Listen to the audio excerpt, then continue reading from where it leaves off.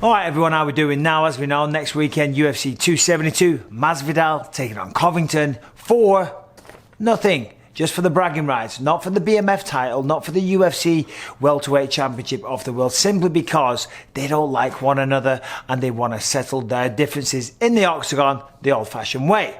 Now, that got me thinking, there's a good possibility that Colby Covington, when this is all said and done, when his career winds up and he retires, and if he never wins the belt, he may be one of the best fighters to never win the belt. And Jorge Masvidal, the long career that he's had, and certainly the resurgence towards the end of his career, he might be one as well. So that got me thinking, who are some of the best people to never win the title? Now, before you all start, and before I read these names out to you, before I give you my list, this is not, oh, they weren't good enough. You know, this is not knocking these people. The fact that they're on Mikey B's list is, it's almost as big as winning the championship of the world. Listen, 99.99999% of fighters do not become the undisputed champion of the world. Certainly in the UFC, the toughest mixed martial arts organization on the planet.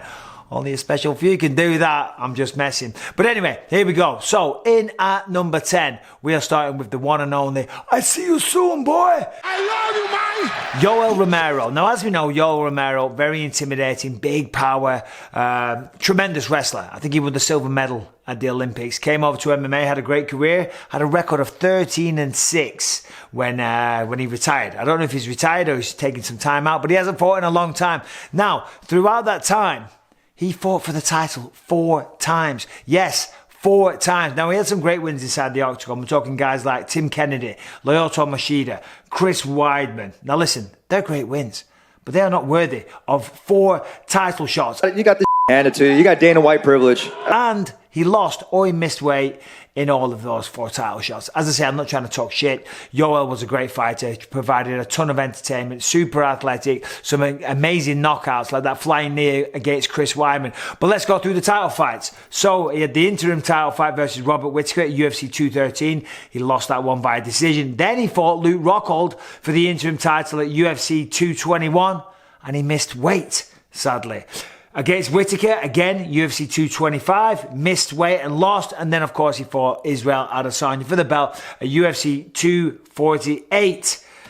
And he could not challenge Luke Rockhold at UFC 199 because, sadly, yeah, you guessed it, he was suspended because he was on steroids. He got suspended by USADA. Anyway, as I say, Yoel provided a lot of entertainment, a great fighter, one of the all-time greats, but not good enough to win a belt. Now, number 9, a fan favourite for sure, and right now tied for the most wins in the history of the organisation. Of course, I'm talking about the one and only Donald Cowboy Cerrone. Over the years, Donald has provided some tremendous fights, some tremendous entertainment. As I say, the most wins in the organisation at 23. That in itself is absolutely unbelievable. And on his night, Donald Cerrone is as good as anybody. Well-rounded skills, great wrestling, awesome jiu-jitsu, and on the feet, that's his bread and butter. Very, very, very good striker. And he's had some tremendous victories over the course of his career. Of course, he beat 2 UFC champions in Benson Henderson and Eddie Alvarez. He went 11-1 from 2014 to 2016 against very,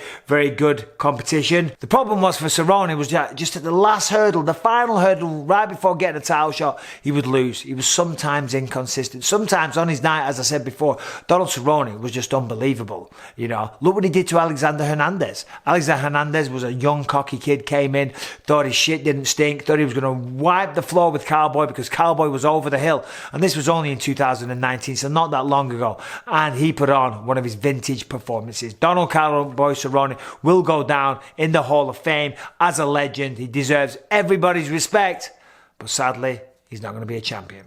Number 8, my old mate, Dan Hollywood Henderson. Dan Decision Henderson. Dan TRT Henderson.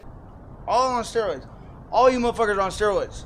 Now listen, my personal feelings for him aside, which by the way, I don't really have any bad feelings towards him. It's just that he started talking shit about me recently when I was commentating in Abu Dhabi. So since then, I was like, fuck him. But anyway, UFC 100, of course, he knocked me out unconscious. And he did fight for the belt against Anderson Silva, but he never actually became the champion. However, that said, he did have an amazing career. He was the Pride middle and light heavyweight champion. He lost at light heavyweight to Rampage at UFC 75 in London in a very close fight. Listen, Henderson was good. Henderson was fantastic. In fact, he fought me at UFC 204 for the belt in Manchester. And a very close fight. You know, he shattered my orbital in my good eye, so I could hardly see.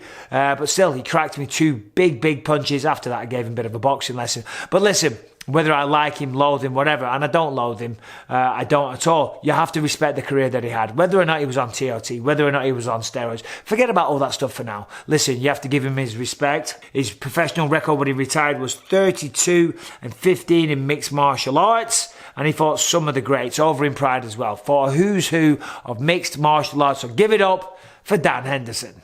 In at number 7, a very good friend of mine and one of my favourite people that I've met in the mixed martial arts world. I am talking about the one, the only Kenflo Florian. Kenny Florian was on The Ultimate Fighter Season 1 way back in the day. Fought Chris Lieben at middleweight, which is crazy to think about. He went down to 170, to 155, of course, 145. Now, Kenny got to fight for the belt on 3 occasions, okay? A very smart guy, a very cerebral fighter, excellent stand-up, great Muay Thai, and on the floor, one of the best. Great high-level jiu-jitsu. Of course, unfortunately for Kenny, he ran into some steroid cheats along the way. He also ran into some all-time greats. He had 3 title shots, as I said, 2 at lightweight and 1 at featherweight. The first one was a loss to Sean Shirk, the muscle shark, who was clearly on all of the steroids. And then, of course, he lost to Jose Aldo in 2011. So absolutely no shame. Kenny, one of the nicest guys, one of the classiest guys that you'll ever meet. And also number 7 of the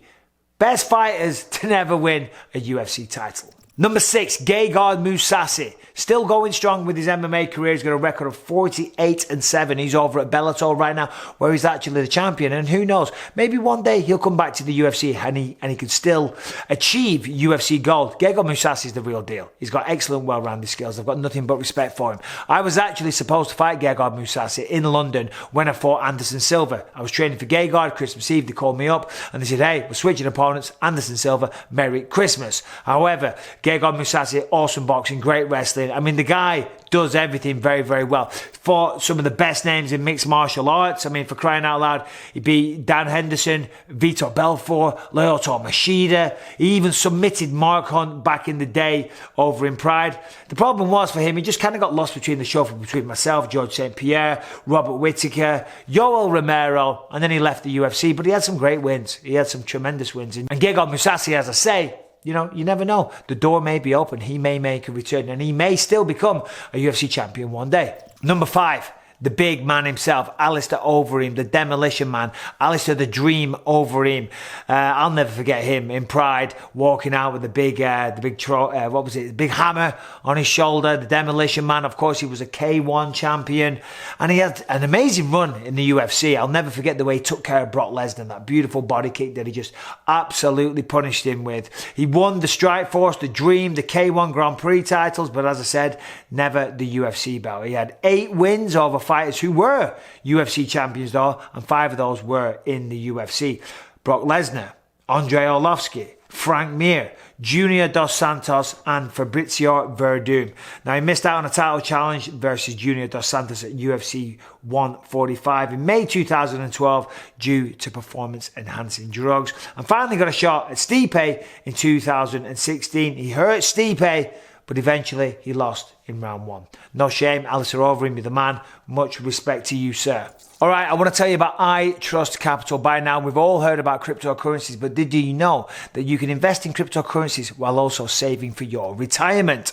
With I Trust Capital, you can buy and sell cryptocurrencies in a crypto IRA and get all the same tax advantages as a traditional IRA. I see a lot of people saying that cryptocurrencies are a scam. They are not. They are the future. The I Trust Capital platform is easy to use and it only takes a few minutes to create your account. And setting up an IRA is free and I Trust fees are low. With iTrust Capital, you get tax-free trading, no sign-up fee, no monthly fees, institutional cold storage security, and now $100 free when you sign up and start investing at iTrust Capital today by going to iTrust.capital/Bisping or click the link in the episode description down below. All right, now we're getting into the top 5, the nitty-gritty. In at number 4, it is the California Kid, Uriah Faber, or as I used to call him, Uriah Faber. Uriah Faber, because I used to say to Dana White, oh my God, how many title shots is Uriah Faber going to get? Uriah Faber and the Munchkin Squad up at Team Alpha Male, but I'm only messing. I love Uriah Faber. What a guy, what a class act. He's a great entrepreneur, a smart guy, great fighter, excellent wrestler, and just an all-round nice guy. And now to see what he's doing with his younger crew at Team Alpha Male, the way he's mentoring them, the way he's training them. As I say, I have endless respect for Uriah Faber. He had a great career. He was one of the biggest stars in the lighter weight categories. At bantamweight, he was kind of one of the guys that put that division on the map alongside Dominic Cruz. But as I said, he did have 5 title fights. Unfortunately, he went 0-5 in all of those title shots. He had a record of 35-11 in mixed martial arts. And as I say, he is unquestionably an all-time great, but he never won the UFC title. But he was the WEC featherweight champion when there was no featherweight or bantamweight champion in even the Pride or the UFC. So fair play to him for that one. The reality is, though, he had massive success inside the UFC. I mean, the man had 11 wins, which earned him the 5 title fights. He is in the Hall of Fame. And Uriah Faber, thank you for everything you did for the sport of mixed martial arts, because the man is just a true legend. And as I say, if you ever meet him, if you're lucky enough to meet him, one of the nicest guys you'll ever meet. An absolute class act. All right, number 3, another one of my old opponents, Chael, the bad guy Sonnen. Chael P. Sonnen, of course, as we know, he fought for the belt on 2 occasions against Anderson Silva. The first time, it looked like he was going to do it. He absolutely demolished Anderson Silva all over the place for 5 rounds. Sorry, correction, 4.5 rounds. Took him down time after time. Beat him on the feet because of the wrestling threat. Took him down, was pounding away at him. It looked like he was cruising to a victory. And then, as we know, last minute, Anderson Silva, being the champ that he is, being the man that never quits, pulled out that triangle to just shatter all of his hopes and dreams. Then Chael Sonnen went up against me in the number 1 contender fight. Very, very close fight. Could have gone either way. Chael was man enough to say that he thought that I won. But the reality is, it was a close fight. So well done to Chael. Of course, went up against Anderson Silva once again. Had an incredible opening round. But round 2, I think he thought he was on an episode of Dancing with the Stars. He went for a spinning back fist, tripped over, and Anderson Silva, being the finisher that he is, the legend that he is, took him out of there in style. And along the way, he had some tremendous wins. You know, he beat Quinton Rampage Jackson, a former UFC champion. He beat Mauricio Shogun Rua, a former UFC champion. And of course, there was another former UFC champion that he beat, yours truly. So it's Chael, all the best, the bad guy, Chael P. Sonnen, all that good stuff. Hope you're well, my friend. All right, in at number 2, it is the one and only Alexander Gustafsson. Alexander Gustafsson, first of all, just one of the nicest guys you could ever meet. An absolute class act. And what a career that he had when he retired. But by the way, he's coming back at heavyweight. He did fight at heavyweight, but I think he's going to fight again. But he currently has a record of 18-7 in mixed martial arts. So only 25 professional fights. But when you look at the body of work, when you look at the people that he fought, and of course the people that he beat along the way, it really is incredible. He has wins over Glover Teixeira, who is now the champion. He has a win over Jan Blachowicz, who was a former champion. And of course, he fought the very 2 best in the world, Daniel Cormier and John Jones. Went to a split decision with Daniel Cormier. Just an absolutely incredible fight. And of course, we know with John Jones as well, he pushed John Jones to the absolute limit. And he went out there for a Swede, for a European, for a kickboxer.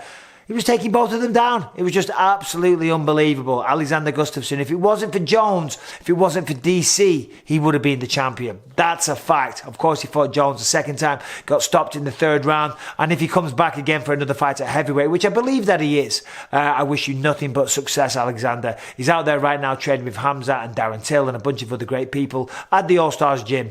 Maximum respect to Alexander Gustafsson. What an absolute legend.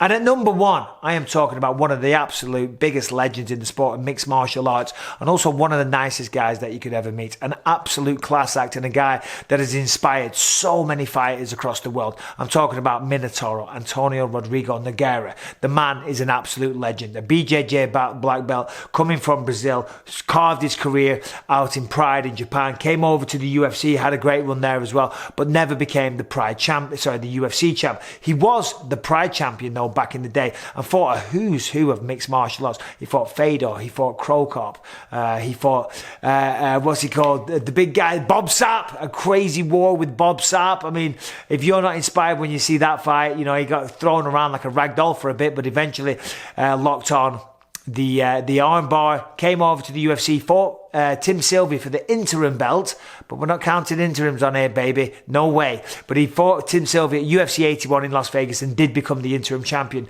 Now, it would have been nice to see him fight Randy Couture. They were supposed to fight, but Randy was wrapped up in a contractual dispute, so they never got to do that. Now, they did get to eventually fight, and Minotauro won, but the belt wasn't on the line, sadly. And as I say, just had an incredible run, an absolute legend. I mean, I remember watching him in Pride and just being absolutely blown away. The fights that he had with Fedor Emelianenko, they were something special. They really are. And if you haven't seen that, I strongly suggest that you go away and watch that. So there you go, number 1 on my list, the one, the only, Minotauro. What a guy. And as I say, if you ever meet him, just the nicest guy, an absolute class act, always helping out fighters, very generous with his time as well. So there you go. As I say, next week, UFC 272, Colby Covington or Jorge Masvidal. Who knows, maybe they might be a number 1 on this list one day. But I was sitting there and I was just thinking, who are some fighters that never won the belt that maybe not deserve to, because that's not the right wording, but certainly deserve to be held in that kind of same regard. But anyway, there you go, just a few thoughts from myself. Hope you're all well. Thanks for watching. Do me a favour, subscribe, ring the bell, and I'll be back later with another video. Take care.